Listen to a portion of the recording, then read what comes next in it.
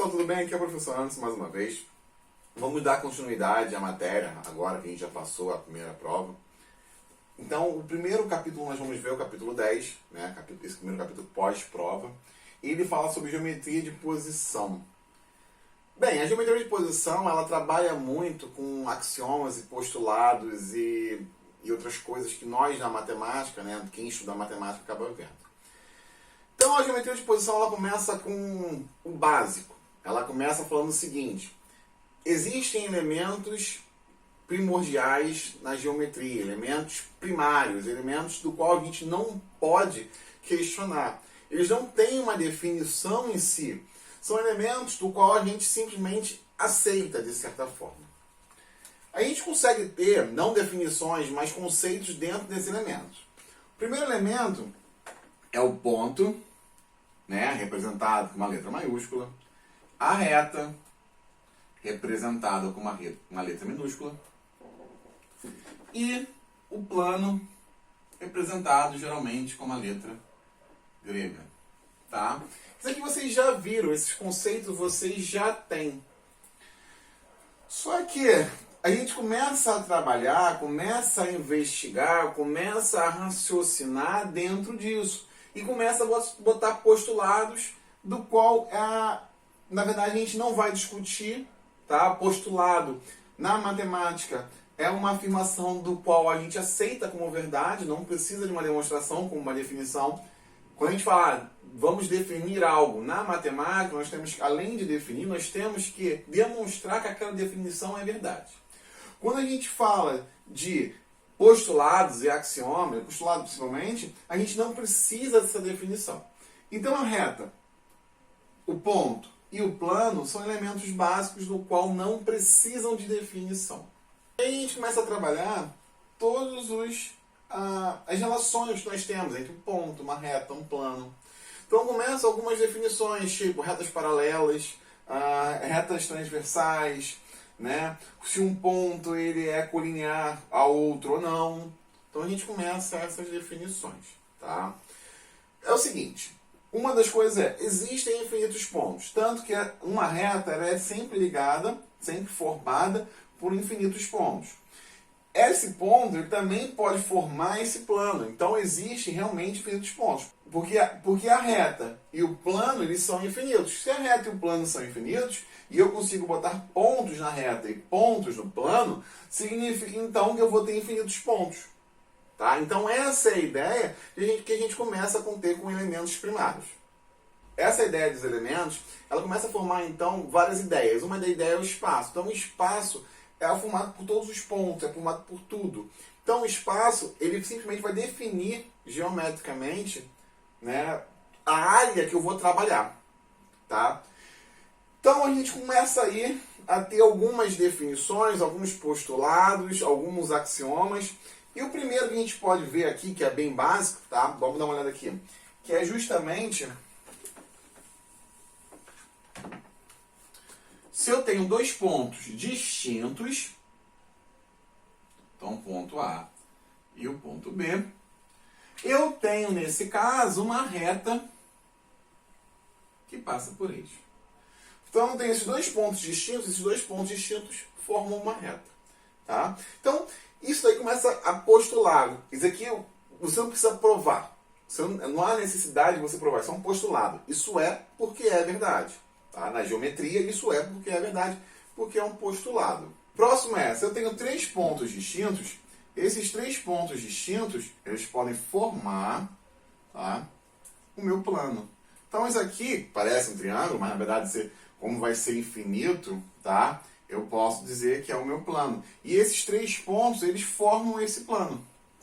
Então, se eu tenho dois pontos, formam uma reta. Se eu tenho três pontos distintos, tá? Eles não coincidem, eu formo, então, um plano. Então, essa é a ideia principal de geometria posicional. É posicionar os elementos de tal forma que eles criem algo, né? Ou se defina por algo, né? Como retas paralelas e tudo mais. Então, essa é a ideia principal de geometria posicional. Então, existem alguns nomes que a gente tem que lembrar. Por exemplo, reversa. Reversa são figuras geométricas que não são coplanares. Então, quando eu tenho figuras geométricas não coplanares, ou seja, não estão no mesmo plano, a gente pode dizer que elas são figuras reversas. Se eu tenho uma reta em um plano e outra reta no outro, por exemplo, posso pegar aqui, desenhar uma reta no meu quadro, pegar uma folha, desenhar uma reta na minha folha. Então eu vou ter uma reta no plano que forma o quadro e outra reta no plano que forma a folha. Elas são figuras reversas. Tá? E aí elas não necessariamente vão ser paralelas porque elas estão em planos diferentes. Se eu botar elas aqui e elas nunca se tocarem, então elas vão estar no mesmo plano alfa, que seria o meu quadro, aí sim eu posso defini-las como retas paralelas e não retas reversas. Se eu tiro essa reta do plano, ponho na minha figura, esta reta aqui, como ela é não coplanar, ela passa a ser uma reta reversa a E, né? Vou botar aqui, ó, a reta R e a reta S. Essa reta S, se eu retirá-la daqui, ela passa a ser uma reta reversa à reta R que está no quadro. Então, se eu trocar essas retas de planos, elas são figuras reversas. Então, né, como eu já havia dito, existem, né, se elas forem no mesmo plano, algumas nomenclaturas, tipo paralelas. Então, são duas retas, a reta R e a reta S. Elas nunca se tocam, elas são paralelas. Se eu tenho a reta R e a reta S, se elas possuem um ponto em comum, nós podemos dizer então que elas são concorrentes. Se esse ponto forma entre as retas um ângulo de 90 graus, nós dizemos que então elas são retas perpendiculares. Nunca se tocam paralelas, se tocam, são concorrentes.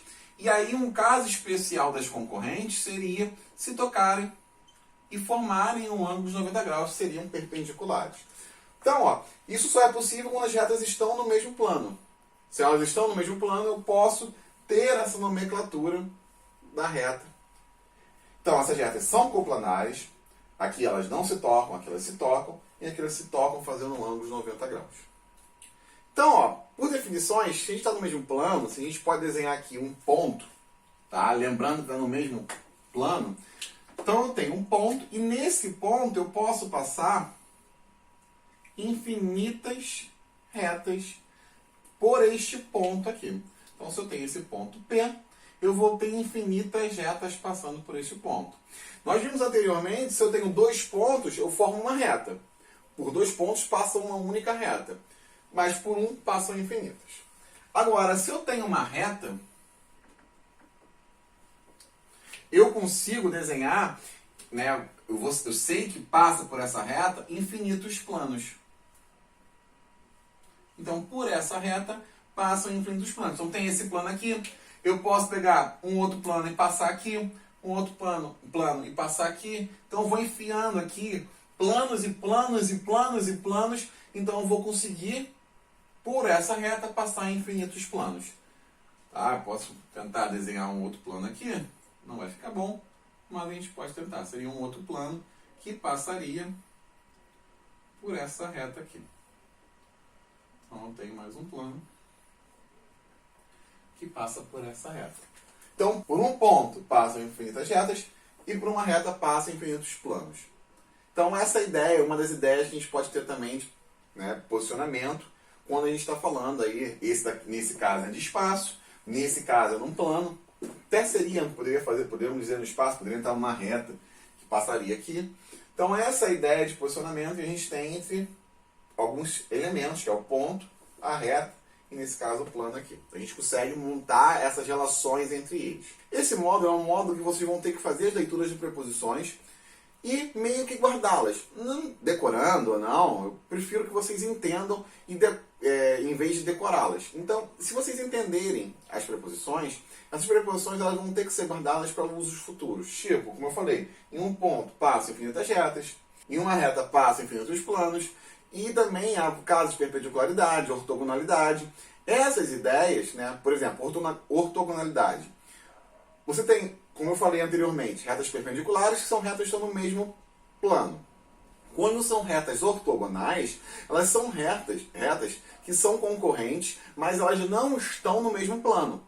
Então, a gente vai chamar de retas ortogonais e elas vão formar, assim, também um ângulo de 90 graus entre elas. Então, essas ideias é mais uma leitura e entendimento das preposições, tá?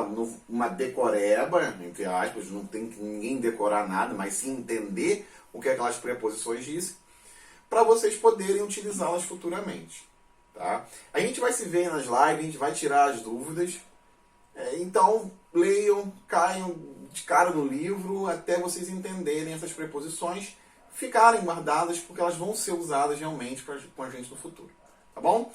Do mais, estudem, fiquem em casa e até a próxima.